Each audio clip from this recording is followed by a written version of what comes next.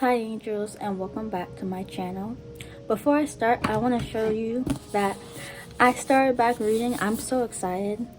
This is irrelevant to the video, but I eventually might make like a book review video because I started back reading and I'm actually enjoying it, and I kind of want to talk about all the stuff that I've read. Also, another irrelevant thing, I finally learned how to like paint my nails correctly. This is big for me because usually when I paint my nails, it goes like everywhere, but look how like perfect that looks like. Okay, so like you see in the title, I wanted to talk about what being in a 4-year relationship has taught me as a fearful avoidant. I wanted to make this video for a while, but I just didn't know how to go about it.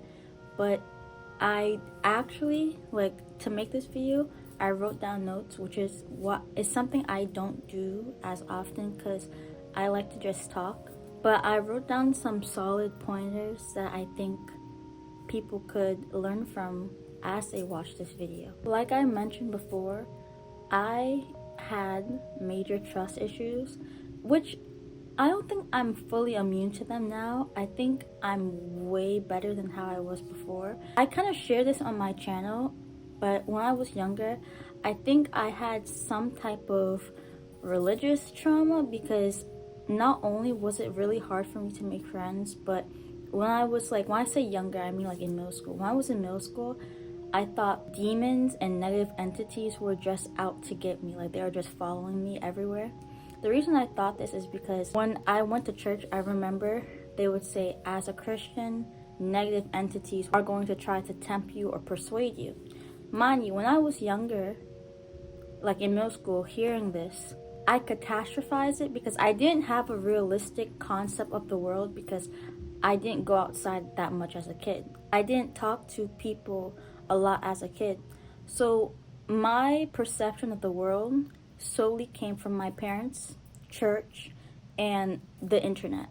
So when I was younger, I catastrophized that and I thought like negative entities were always going to get me and I should be afraid.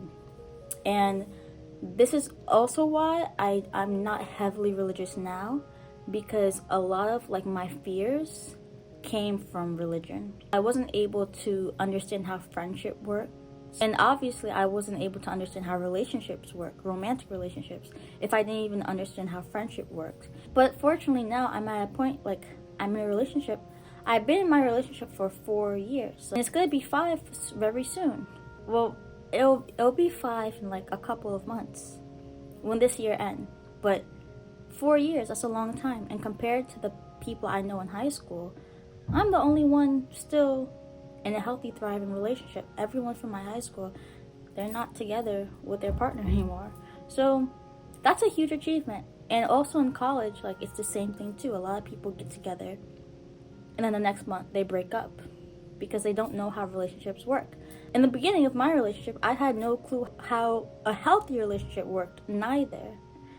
But as going in a relationship, I had to learn things. My perception of relationships was so unhealthy and just so unrealistic, so I had to do most of like the changing. But I'm so grateful to be in a relationship, and it's not because of like shallow reasoning. It's cliche like, oh, I want a boyfriend because he does this for me. Like it's not really because of that. It's because in my relationship I've learned so much things, not just about my partner but myself, and it forced me to learn how to emotionally regulate and to become more mature as a young adult. A relationship, if you allow it, it could change you for the better. But enough with the introduction. I'm going to just share the things I wrote. So this is actually the second thing I wrote, but I'm going to share this as the first one. So the first thing I learned was that love without accountability is manipulation. I guess this might be obvious to some people. In my relationships, my toxic trait is if I feel threatened or if I feel like the person I'm with is going to leave me, I just go very silent. I go cold, like I don't respond, or I get extremely defensive and start to just project and say, well, I didn't do this and you should do that and blah blah blah. Like I get defensive. Okay, And I would do this often. I would go silent, I wouldn't respond, but also there's times I would just get defensive. The hardest part about being in a relationship is that it forces you to see the parts of yourself that you don't want to see, or that you didn't know you have. Growing up, my idea of normal love was love that's unstable. Love that, one day they'll be very nice to you and then the next day they'll be very mean to you. Or love where, the person that's giving you love, when you do a mistake or do something that they see as petty, they automatically just withhold their love from you. Or if they buy you something, they use that against you and say, well, you did this one mistake, so I'm not gonna comfort you or love you at all. They try to manipulate you and use that love against you. That's what I saw as normal growing up. So if I did a petty mistake and my partner confronted me, I would automatically get very defensive and be like, well, I didn't do that, blah blah blah blah blah. But I realized I only did this because growing up I would see, if I were to tell someone I cared about that, they did something to hurt me, they would do that same thing too. They would get very defensive and say, well, I didn't do that, and well, you should be grateful for the things I've done for you. Just because I did that doesn't mean anything. You should be grateful for things I give you. Basically, they would justify the bad things they did, and they would say that their past, good decisions makes up for their present bad decisions, which is not just manipulative, but it shows that they lack accountability. And this is what I saw, and then I realized, wait, I'm doing the same thing that I saw when I was younger. And I had to switch that. Unfortunately, the first time I would get defensive, I wouldn't realize that I was getting defensive. I would just see that as a natural pattern. But then I would do it multiple times. I did it a lot of times. And then eventually, okay, I realized, okay, wait, I'm the problem. I need to stop being defensive. I don't like to use the word submissive, because a lot of people take that, they hear the word submissive and they put negative connotations with it. But in a relationship, you have to be understanding. You have to listen to your partner. Basically, you have to know when you are in the wrong, and you have to take accountability for your actions, okay? And this may seem like a very, oh, obviously, you should know this. But I used to think this too, oh, a relationship, it's not that hard. Obviously, you should know. Because, I could conceptualize, okay, you have to listen to people. You can't be defensive.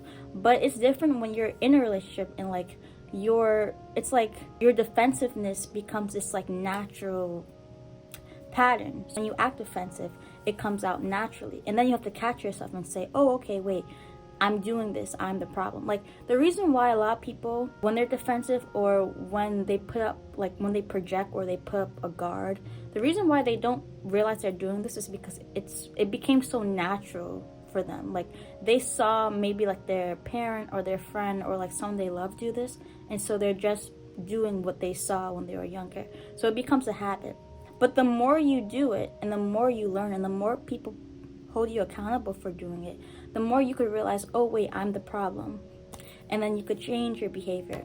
And this leads me to my second thing I learned. Okay, the second thing I learned from my relationship is that you don't have to be the perfect partner. You just have to be willing to change. And honestly, this doesn't just apply to romantic relationships. This can apply to friendships and relationships in general too. But I realized that you're not supposed to be perfect. You just have to be willing to change. A relationship, honestly, it's not hard to maintain. At some point, you're gonna make mistakes in your relationship. Obviously, there's some mistakes that's irredeemable, like cheating. I don't know. There's some people that'll forgive cheating. That just depends on the person. I don't know. But I would put that in the irredeemable category. But there's other mistakes that's just petty and stupid and silly and just takes a lot of energy. There's mistakes that you're going to make in your relationship. The mistakes isn't bad. What's bad is if you make a mistake but you aren't willing to change. What's bad is if you make a mistake and you become extremely defensive and say, well, you can't get mad at me for that because you did this and blah blah blah blah blah. None of that is necessary. I realized that when I would get defensive, it stemmed from fear, because I thought oh, if I make a mistake, then my partner would leave me and blah blah blah blah, and I just catastrophize it. But in reality, I was just adding more fire to the fuel. Like I would do something and I would just assume my partner was angry at me for doing it, but he wouldn't even be angry. I was just projecting, okay? I would be projecting and I'd be like, how can you be angry at me? Like, I only did this, but he was never angry in the first place. And I was just adding more fire to the fuel without even noticing. So I realized usually when you get defensive in a relationship, obviously that's rooted in some type of fear. Like I said, a lot of these habits are ingrained in you to the point where it's like it just happens, like no one chooses to be defensive. It's a reaction rather than a choice, so it's automatic. But like I said, you're not supposed to be perfect. You just have to be willing to change. If you make a mistake with your partner, you have to be honest. The thing that makes change hard is because a lot of people don't want to admit to themselves that they are toxic, or they do have toxic traits that they haven't healed from, because that's kind of hard to admit, especially if you believe like for example, before meeting my partner, I knew I had toxic traits, but I thought I was close to perfect. Like, not in a narcissistic way, but I thought, because everyone, like, in my life, I had a really weird life. Growing up, a lot of people would praise me and like idealize me. Very weird. Like, I don't even know why I had this childhood like this. It's like not really normal for the average person, but like people they would look up to me and they would idealize me. Like, in my family, they would look up to me like as the star child, which is it's an extremely weird spot to be in. I'll probably make a video about this, but in my mind, I think because of that, and also like, I don't know, I thought I was like healed, like I was saved by God, like I was like this perfect person. But until I met my partner, I realized I had a lot of toxic traits in me that I didn't acknowledge. Because the thing about toxic traits, if you're defensive, when you're by yourself in your room, your defensiveness isn't going to come out. It only comes out if, someone is telling you something wrong you did, and then you react to it. Toxic traits, they don't come from creation. Like, it doesn't come from creation. It comes from a reaction. Your toxic traits are only going to come out when you feel threatened, when you're afraid. Obviously, you're not going to feel afraid in your room, Usually I was just in my room drawing, listening to music, watching YouTube. Obviously, I'm not going to feel threatened there. You only feel threatened if you're in an environment like school, where it's a bunch of people that you compare yourself to, or, you have a partner that, like, you're afraid that's going to leave you. Like, that's the only time when these traits are going to come out. So, of course, you're going to think you're perfect and you're healed and you're saved if all your life, you basically isolate yourself from the world so you wouldn't feel triggered, or so you wouldn't feel insecure. Like, that's what I did. And I knew what I was doing. Like, I knew I did that, but I didn't fully know that, like, I would isolate myself from people, and I would say, oh, I'm an introvert because being by myself makes me feel good. I used to think like everyone else was the problem, and like me, I need to be by myself because everyone else was the problem. But no, like, I obviously was the problem. I obviously was just afraid of people. It only was until I started forcing myself to go outside and to talk to people, then I realized, whoa, I'm actually pretty insecure and I need to heal from that. Or it's only until I got in a relationship and I realized, whoa, I'm actually insecure. I'm afraid that the people that's nice to me are going to betray me. Like, it's only till then, right? You only really know that you're toxic once you get into a healthy relationship. Because if you're toxic, when I say toxic, right, I'm not saying you're like a bad person. I'm just saying, like, you have things you haven't healed from yet. If you have toxic traits, people that like have toxic traits, such as like they can't trust people, what they fear most is a healthy relationship, because they're gonna think, oh, this person's gonna leave me. They're so nice. They're too nice. Like, they're too nice. Like, what's going on? Like, I thought all men were garbage. The third thing I learned is that loyalty is only hard for someone who has already cheated on you mentally. Now, I'm gonna make a TikTok on that, because that's fire. Like, that catch line, that's fire. Like, don't even lie. Like, come on now. Like, that's such a fire quote. But it's true. A lot of women, so I think, well, for me personally, what I feared most in a relationship was that I was gonna get cheated on. One, because I was insecure, and I was like, my pastime really, like, that's why I'm so happy I started reading. And I actually started reading because of my partner. But my pastime was going on Instagram, watching BBL bandits, and comparing myself. Like, I would compare myself to women all the time. Like, it was like, I don't know, it's like I wanted to feel bad. Like, I don't know why, but I stopped doing that, thankfully. But my fear was that I was gonna get cheated on. Like, I was thinking, oh, he's gonna, damn, there's so much bad bees out. Like, he's going to go and look at a bad bee and try to get with her. Like, that's what I was thinking, right? But I then realized, being in a healthy relationship, I realized that cheating isn't just physical, it's mental. So if someone is showing you that they are mentally interested in you, if you could see that someone, like your partner, is focused on their work, and like they don't follow any girls on Instagram, like they're mentally just not cheating, then 99% of the time they're not going to physically cheat on you, because everything starts mentally first and then it manifests into the physical world. Now, this is not trying to get spiritual, this is just like factual. Like, this is just factual. Like, if your partner is not mentally cheating on you, obviously he's not going to physically cheat on you, because to physically cheat on someone, you have to first think of, there's so much women, or there's so much men that's attractive, I'm going to be with them. Like, that's how it manifests. If you see that your partner is dedicated in his work and it's literally just focused and not, his pastime isn't watching women on IG reels, and he's not doing anything weird, or if you're walking with him and you notice like he doesn't watch any woman that's walking in front of you, it doesn't matter if they're wearing promiscuous clothes or not, like he wouldn't watch, then 9 times out of 10 he's not gonna cheat. Like, it's simple. I think a lot of women, like for me, I would catastrophize things, and I would say, well, even if I don't see evidence, that doesn't mean he's not gonna cheat. But like, that's such a draining way of thinking, because if there's no evidence, right? Obviously, if someone cheats, there's always going to be evidence. Like, most of the time there's evidence.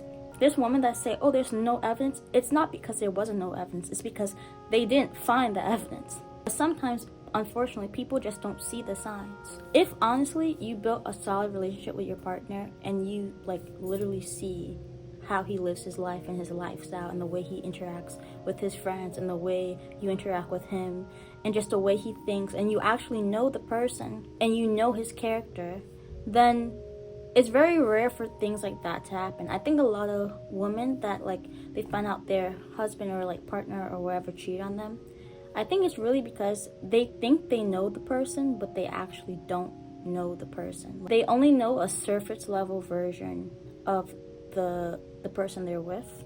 Honestly, I can't exactly pinpoint like what determines a guy to cheat, or how to, like, I can't give signs of how to find out if he's cheating or not, because it's like my mind doesn't even think of things like that, because I'm not gonna say I'm beyond those things. It's just that first, thinking about those things is so draining. Like, a person shows you who they are. I think that's such a waste of time if you're in a relationship and you're checking his IG every time to see whether he follows a girl or not. Like, that's draining, okay? If you already don't trust your partner, don't waste your time in like checking his followers account all the time. Just break up with him. If it takes you, like, if you have to exude that much energy outside you to your partner to figure out whether they're cheating on you or not, most likely you don't trust them, and you should just break up with them, because it's just too draining for you and your partner. Okay, the last thing, I don't want this to be too long, but I might make a part 2, because this is I love talking about this. But the last thing I learned in my relationship is that relationships don't have to be fiery 24/7 for it to be healthy.